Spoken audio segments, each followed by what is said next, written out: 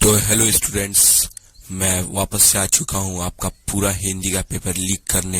यही क्वेश्चंस आएंगे 2025 में, मैं ये दावे के साथ कह सकता हूँ।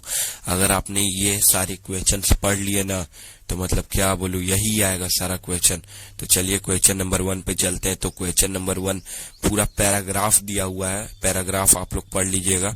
क्वेश्चन नंबर 1 में बोल रहा है कि स्वावलंबन का क्या अर्थ होता है, तो ये पैराग्राफ से है। फिर बोल रहा है पारावलंबी कैसे लोग होते हैं, तो ये भी आप लोग देख लीजिएगा। ये सब तो ऑप्शन वाले हैं।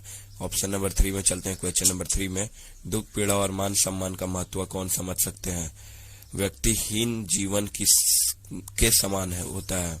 तो ये सब मतलब 4 मार्क्स तो आपको ऐसे ही एमसीक्यू में मिल जाएगा। उसके बाद फिर देखिए पैराग्राफ आ चुका है इस बार, लेकिन पोयम वाला है। ये फिर से आप लोग पढ़ लीजिएगा। और चलते हैं इसका क्वेश्चंस पे हम। जैसे काव्यांश में माँ की उपाधि किसे दी गई है, तो माँ की उपाधि किसे दी गई है, ये आप पैराग्राफ पढ़ लीजिएगा। चलते हैं क्वेश्चन नंबर 6 पे। कवि ने माँ को कितना भुजाओं वाला कहा है? क्वेश्चन नंबर 7 में भारत की संस्कृति कैसी है, तो भारत की संस्कृति लिखनी है।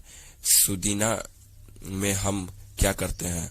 कौन सा वाक्य समर्कक क्रिया का उदाहरण है? ठीक है, मतलब कि ये चारों में से आपको ऑप्शन करना है। क्वेश्चन नंबर 10 में चलते हैं। आज वर्षा होती, इसमें से मतलब कि सही चुनना है आपका। तो ऐसी मतलब कि 14-15 मार्क्स तो मतलब कि एमसीक्यू से ही मिल जाएगा। उसके बाद चलते 11 नंबर में खूब मन लगाकर पढ़ो, परीक्षा में प्रथम आओ, तो इसमें ऑप्शन नंबर करना है। जो गुणी होता है उसे सभी चाहते हैं, ये भी ठीक है। उसके बाद चलो, नवरत्न कौन सा समास है? नवरत्न का समास बताना है। राम से पढ़ा नहीं जाता, इसमें बताना है वाक्य का प्रकार। उसके बाद फिर देखिए आ चुका है, इसको पढ़ना है मतलब कि, और उत्तर देना है। तो प्रस्तुत गद्यांश किस पाठ से ली गई है? ये पूछ रहा है कि प्रस्तुत जो मतलब ऊपर है वो किस पाठ से ली गई है, तो वो आपको लिखना है। फिर प्रस्तुत गद्यांश के लेखक का नाम क्या है? लेखक मतलब कि उसे किसने लिखा है? काशी को किसकी पाठशाला कहा गया है? उसके बाद क्वेश्चन नंबर 18, शाखा में काशी किस नाम से प्रसिद्ध है? क्वेश्चन नंबर, अब देखिए फिर पैराग्राफ टाइप का आ चुका है। बहुत इजी आ रहा है आपका क्वेश्चन हिंदी का, डरिए मत। 19 नंबर में हो गया 21 में मुख्य गायक की आवाज कैसी थी?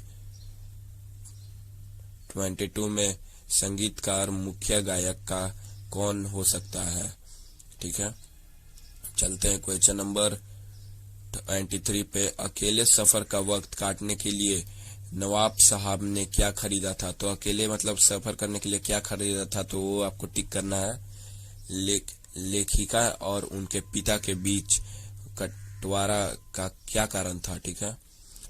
25 नंबर, फादर बुल्के की चिंता हिंदी को किस रूप में देखने की थी? ठीक है, ये भी आप लोग कर लोगे। 26 नंबर, कन्यादान कविता में किसका दुख प्रारंभिक बताया गया है? ठीक है। क्वेश्चन नंबर 27 में चलते हैं। परशुराम के क्रोध को किसने? 28 में भोलेनाथ और उसके साथियों द्वारा बिल में पानी डालने से क्या निकल आया? ठीक है, क्या निकल आया था वो लिखना है आपको। 29 नंबर में चलते हैं। जॉर्ज पंचब की लाट कहाँ स्थित थे? ठीक है। 30 नंबर में चलते हैं। कटाओं को हिंदुस्तान का क्या कहा जाता है? ठीक है, इसमें टिक मार देना है। उसके बाद देखिए हम सेक्शन बी में आ जाते हैं। फिर यहाँ पर मतलब पूरा पढ़ लेना है जो भी गद्यांश दिया हुआ है। अब इसमें से उत्तर करना है आपको। ठीक है, और ये आपका 2 मार्क्स का रहने वाले है। पहले सब जगह सुलभ जल और दुर्लभ क्यों हो गया है? ठीक है। क्वेश्चन नंबर 32 पे चलते हैं। जल अब एक बहुमूल्य संसाधन क्यों बन गया है? एक समय पहले पानी को उतना महत्व क्यों नहीं दिया जाता था?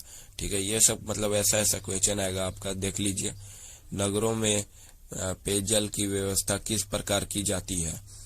पहले जल की प्रमुख मांग किसके लिए होती थी? ठीक है, क्वेश्चन नंबर 35 हो गया। 36 में आइए, नगरों में पानी के लिए सुरक्षित जल की आवश्यकता क्यों है? ठीक है, आवश्यकता क्यों है वो लिखना है। 37 नंबर में इस गद्यांश को एक उत्कर्ष कर दीजिए। ठीक है, 38 में दुर्लभ शब्द का संधि विच्छेद क्या होगा, ठीक है। 39 नंबर में आते हैं, सेनानी न होते हुए भी चश्मे वाले को लोग कैप्टन क्यों कहते थे, ठीक है।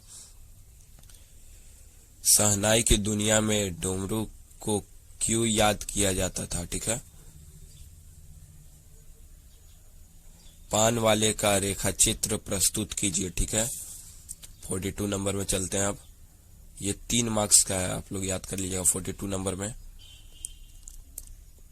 कविता में फसल उपजाने के लिए किन किन आवश्यक तत्वों की बात कही गई है, यह भी आपका 3 मार्क्स का क्वेश्चन है। उसके बाद कन्यादान कविता में माँ ने बेटी को क्या क्या सीख दी, ठीक है। 44 नंबर में चलते हैं। उसके बाद बोल रहा है गोपियों के अनुसार राजा का धर्म क्या होता है, ठीक है। 45 नंबर में चलते हैं, कभी श्वेत तो कभी रंगीन पताकाओं को फहराना किन अलग अलग अवसरों की ओर संकेत करता है, ठीक है। क्वेश्चन नंबर 46 में चलते हैं, रीढ़ का क्या मतलब अर्थ बताना है उसका। उसके बाद चलते हैं 47 नंबर में, खेती बाड़ी से जुड़े गृहस्थ किन चारित्रिक कारण साधु कहलाते हैं, ठीक है। क्वेश्चन नंबर 48 में चलते हैं, परशुराम के क्रोध करने पर लक्ष्मण ने धनुष के टूटे जाने के लिए कौन से तर्क है, ठीक है। उसके बाद चलते हैं क्वेश्चन नंबर 49 पे, कभी बादल से फुहार रिमझिम या बरसने के स्थान पर गरजने के लिए क्यों कहता है, ठीक है। उसके बाद देखिए फिर यहाँ पर मतलब पढ़ लेना बढ़िया से, संकेत बिंदु दिया हुआ है और निबंध लिखना है। ये निबंध मैं आपको एक वीडियो बना दूंगा कि निबंध कैसे लिखना है, ठीक है ना। चलिए तो ये निबंध आप लोग कर लीजिएगा। चलते हैं हम दूसरा क्वेश्चन पे। 51 में आ चुके हैं, छोटे भाई को समय के सदुपयोग और परिश्रम का महत्व बताते हुए पत्र लिखें।